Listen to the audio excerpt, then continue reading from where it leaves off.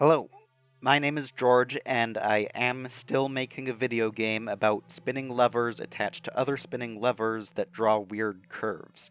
I know it's been a while since my first devlog. This whole thing has been very erratic because it's a hobby I do alongside an unrelated full-time day job, as well as living the rest of my life.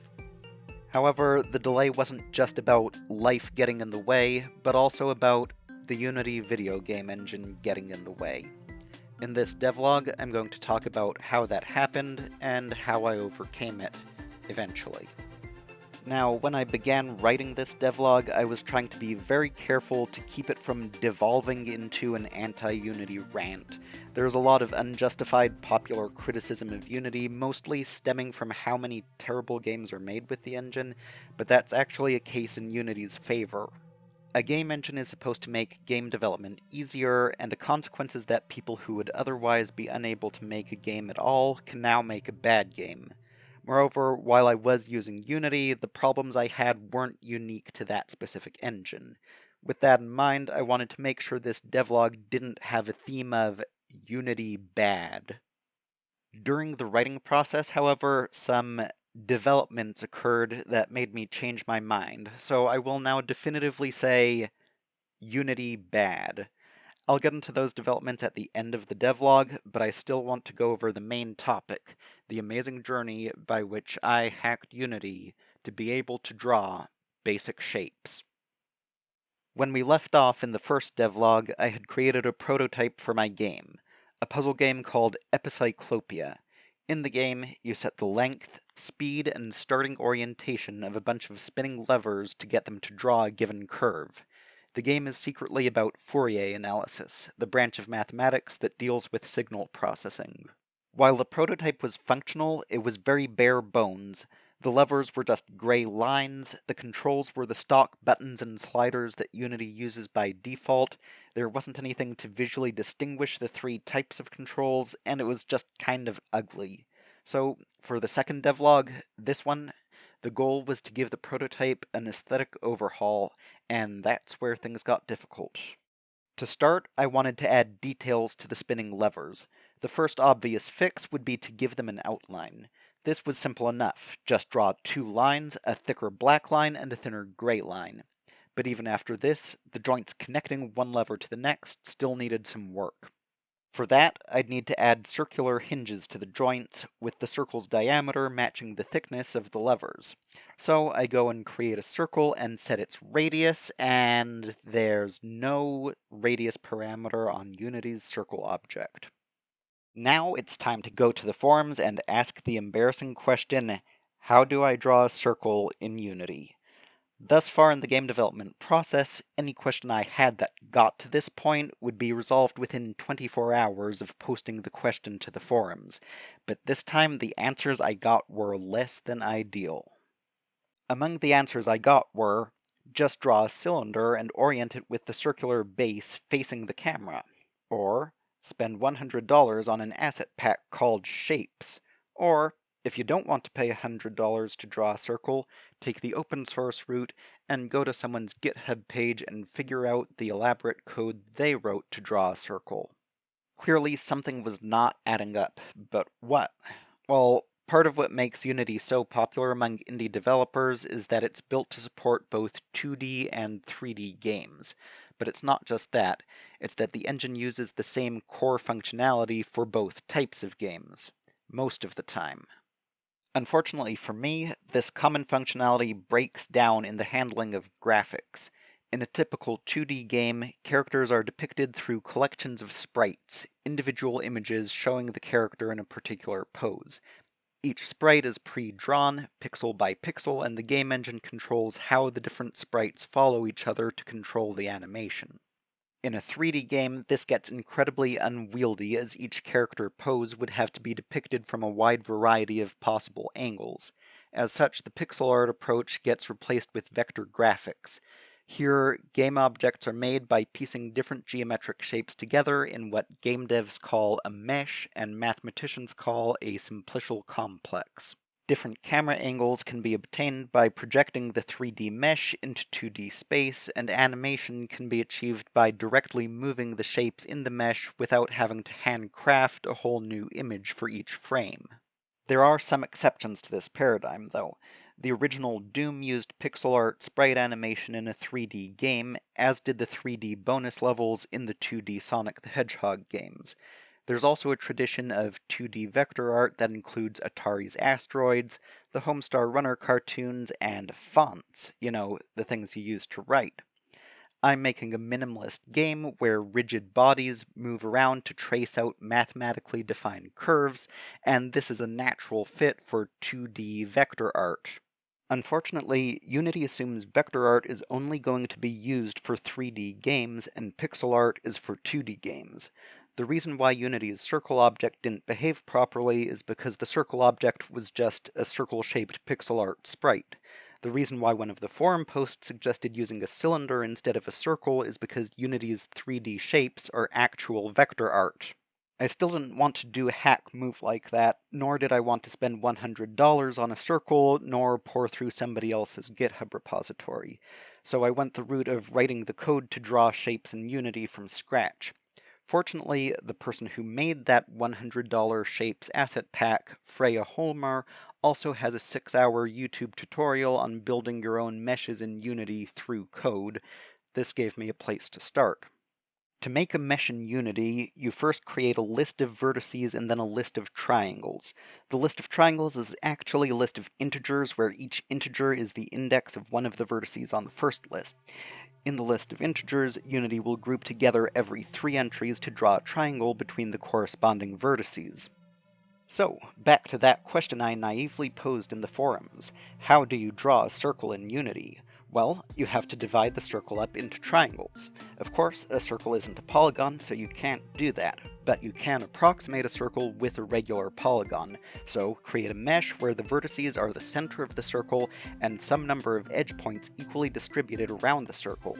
Then, build the triangles as the center point, one of the edge points, and the next edge point over. The more vertices you use, the more accurately it resembles a circle. But what if I want an outline? To do that, I take the center of the circle, a bunch of edge points around the inner circle, and a bunch of edge points around the outer circle. I can make the triangles for the interior of the circle the same as before, with the center and 2 adjacent points around the inner circle.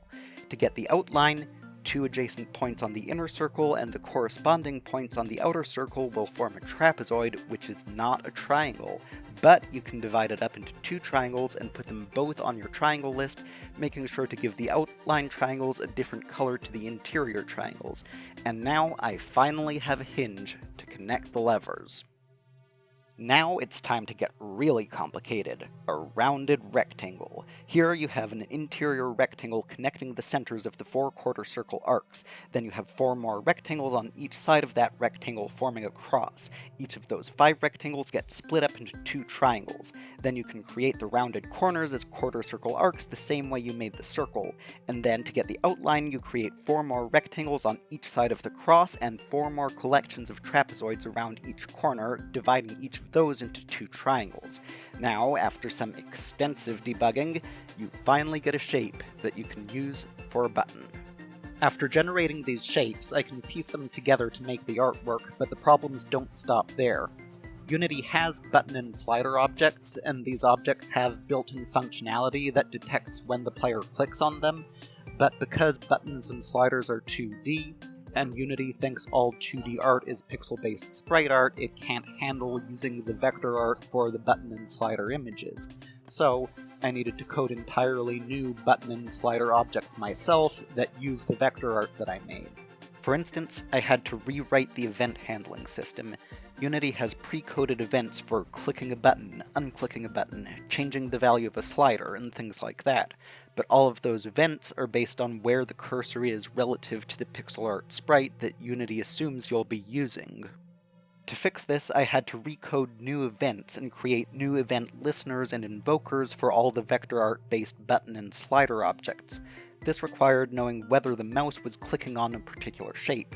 To do this, I had to make use of another Unity object called a collider. Colliders are shapes you can't see, but which the game engine keeps track of to govern the physics system. They also track whether the cursor is hovering over a collider or not, which can be used to determine whether a button or slider is being clicked on. But to do this, I needed to get the colliders to be the same shape as the vector art I created. After all the work I went into just to create rounded rectangles for the buttons, just imagine what I had to do to get the rounded rectangles for this completely separate type of game object. No, wait, don't imagine, I'll tell you. I had to create a collider, set its location, set its length and width, and set the radius of the rounding on the corners, and now that I think about it, that last part was a lot less work than everything else. Yep, unlike 2D graphics, the 2D colliders in Unity are made with vectors, so all of the elaborate code I described to create circles and rounded rectangles in vector art, Unity's developers already coded that, they just didn't code the ability for you to see those shapes since they're only used as part of the physics system and not the graphics. This whole process was exhausting. The whole reason for using a game engine is so you don't have to go through the slog of coding stuff like that and can focus on actually designing the game. But the important thing is that the slog is now over and I can finally focus on the meat of developing the game, safe in the knowledge that I won't get screwed over by Unity anymore. Anyway, about those developments. In September, Unity announced an absurdly regressive change to their pricing structure. They'd now be taking a cut from every game made with their engine that sold above a certain threshold. Worse, this would be taking a flat rate of 20 cents per installation, so free promotional deals, players who installed on multiple devices, and temporary downloads on subscription services like Game Pass would all provide Unity an excuse to pocket extra money from developers. The changes, as announced, also applied retroactively, throwing the terms of service out the window. It would also be applied to the free version of the software, which is what I was using. Questions then arose about how Unity could even track all this without installing malware into all the games made with the engine, and Unity refused to answer those questions with any clarity. Suffice to say, it was a mess. After a massive uproar, including Unity developers publicly denouncing the company and moving to new engines, a class action lawsuit, Unity employees resigning in protest, and one employee making death threats against the company, Unity eventually backed off from some, but not all, of their regressive measures. In particular, I'm personally safe from the changes because they did back out of applying them to the free version of the software. However, all this hinges on taking Unity at their word that they won't push through similar nonsense again. Given that they already disregarded their terms of service, there's no reason to trust them, so I really don't want to stick around with Unity. On the other hand, I also don't want to redo all the work I did on another game engine. If there was another game engine that could handle 2D vector art, I would gladly switch to it, but I don't know of any. The main alternative to Unity is Godot. Godot is an open source engine, so it's immune to the sort of financial bullshit that Unity pulled, but it doesn't seem to be any better at doing 2D vector art. So what am I going to do? Well, I have started learning Godot and plan to definitively switch to it for any future games I make, and I will poke around to see how much work is involved in converting this game to Godot, but in the meantime I do have a playable prototype that is now presentable for playtesting purposes, so I'll also go ahead with the Unity build that I have and test it with actual players to get a larger collection of puzzles with appropriate difficulty curves. With that in mind, I expect to have a third devlog out a lot quicker than this one was, and one that will be a lot more fun and less frustrating.